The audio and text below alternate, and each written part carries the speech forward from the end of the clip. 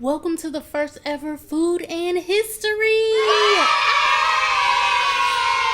This is the show where I talk about some of the world's favorite dishes and treats and the crazy histories behind them. Today, I have an all-American favorite with me. Everyone loves it. Everyone loves this dish. And the reason why I chose this is because it's Valentine's Day weekend, and everyone loves chocolate on Valentine's Day. And also, this particular treat was created in my hometown of Chicago. So let's jump right into the brownie. So I tried making the original recipe, and it requires freezing and putting it in the refrigerator. So I put it in the refrigerator overnight, and it's much harder than I anticipated. But this is a brownie, and what is unique about the first brownie is that it had walnuts on it, and it also has an apricot glaze. So this is like a piece of it. I'll show you this one. And the brownie consists of chocolate, eggs, just some binding materials, eggs, flour, a little bit of butter, and sugar, but mainly you're using unsweetened, like pure cocoa for this. And then what you do is you bake it in the oven, and then you add apricot glaze with a little bit of butter and gelatin. You put the preserves on top, and then you have this tasty treat.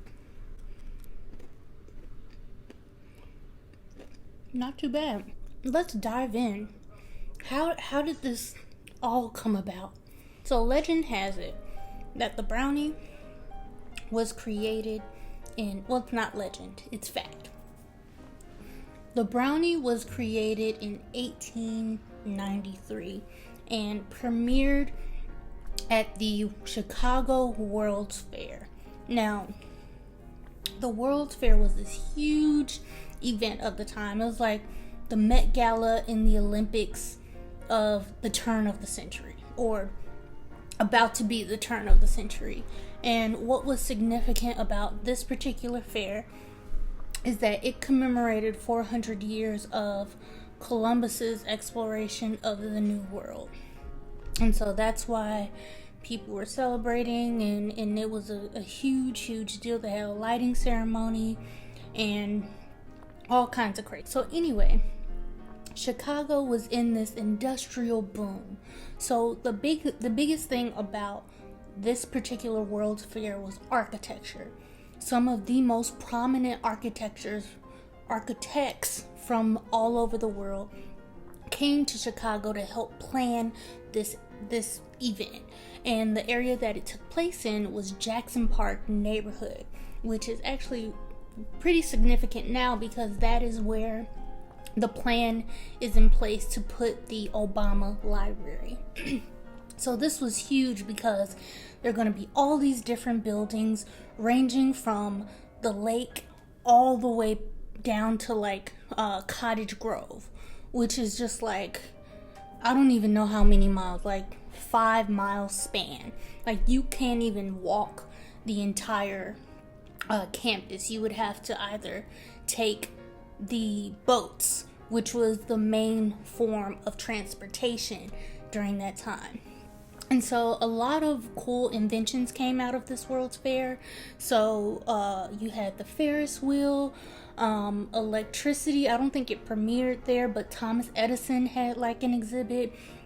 You also had some like super famous people there. Who's there? Nikola Tesla showed up. Helen Keller was there. Houdini performed. It was, like I said, it was just like this huge event, like that celebrities came to figure out what's new in this world. Some cool inventions were also the Ferris wheel. What else was invented there? The the moving walkway, so like what you have at the airports, were premiered at the World Fair, and they actually premiered in a weird way, in a cool way, because most people arrive to the fair by boat. They arrive via Lake Michigan, and back then the lake wasn't a place where you would swim and hang out. It was like almost like a road. It was nasty and dirty, and so many steamboats came in. And so from the lake, people would take the moving walkway, and they were able to sit almost like a merry-go-round, and they could sit on the chairs, and the walkways would take them all the way from the lake, all the way from the water in the boats down to the exhibit, into the buildings. And so it was a huge deal. Also, some other foods that premiered at the World Fair was cream of wheat, Hershey's, juicy fruit, Quaker oats, shredded wheats, Pabst Blue Ribbon, peanut butter, Aunt Jemima, and Vienna sausages. Like, all these things premiered at this particular World's Fair. Also, there was some dark sides of this particular event because, people and stuff. So they also had a human zoo, where people from indigenous communities around the world were put on display for westernized folks to see how these people live. And this is pre-film and cinema, and so it was actually very horrific. People who were on display died, and they caught diseases because they were forced to live in horrible conditions, and they were also forced to perform against their will. And just the other fact of just being on display, very similar to how zoos are, but actually much more inhumane. Like, people would throw peanuts at them and force them to dance, and it was pretty horrific. Also, another bad thing that came out of it, it was also the stumping ground for H.H. Holmes to lure in his victims, where he would then take them to his house or his apartment. I don't know much about that, but I do know, like, Leonardo DiCaprio is coming out with a Netflix series about that. But he lured his victims, and he would eventually, like, kill them during that. So that was... I need to take another bite. Back to the brownie. So, Bertha Palmer, who was this well-known socialite, she was married to millionaire Potter Palmer. And back then, millionaires were like billionaires. And especially if you compare it to how we live now, like the tech industry or like the money-making industry of the world. Back then, it was architecture. It was industrial revolution. It was skyscrapers. So if you were in that industry of building buildings and physical development of cities, you were rich. And so that's what Potter Palmer was. And he really took advantage of the Chicago fire that burned down his original Palmer House Hotel, and he rebuilt that and was a huge part of rebuilding the financial district in Chicago. He had his hotel, the Palmer House, and he was around like in his 40s or 50s, and he married 21-year-old Bertha Palmer. And so she, was living the lifestyle. She was a socialite. She was active in women advancement clubs, and the women advancement club was something that she was near and dear to her heart.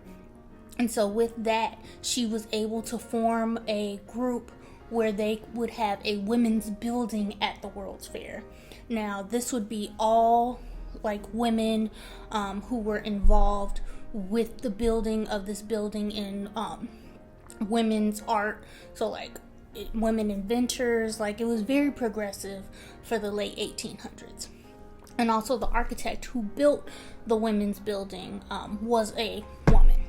And so anyway, Bertha really wanted to set this particular event apart. And so she knew, with her being young and marrying into wealth, she knew that influence and power came from money. And so she really influenced other women who were millionaires, because they married into wealth, to donate, to be like, hey, you donate to the women's building? We're doing this cool thing. There'll be art all by women. There'll be performances by women, women inventors, like all this crazy stuff. Give me your money. And so she really wanted to impress them while they had one of their meetings. And so anyway, they had a meeting on the campus of the World's Fair, which is actually right behind the Museum of Science and Industry, which is also located in Jackson Park, is like off of 55th Street. And so she was like, oh, we're gonna have this meeting outside. Oh, I need snacks. I need something to eat. So she asked the chef at the Palmer House. She was like, hey, we're having this meeting outside. It's gonna be hot, but I want something that's sweet, and I want something that people can eat with their hands and is not too much. Like, we don't want cake, but we want something that's sweet like cake. We don't want pie because that's messy, but we want something you could hold in your hand. And so he was like, I got you. And he created the brownie, and they were so impressed at the meeting, and they're at the meeting just outside in the grass, just you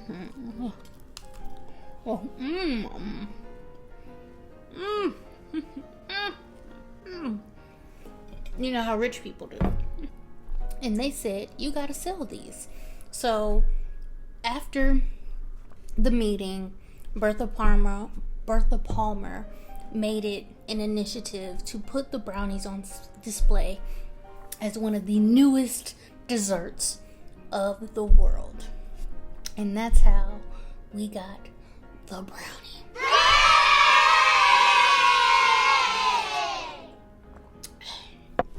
So thank you for watching. If you want to see more food and history, like, comment, and subscribe. Also, comment a treat or a dish you'd like me to give the history on. It might be on my next episode. Until next time, cheers.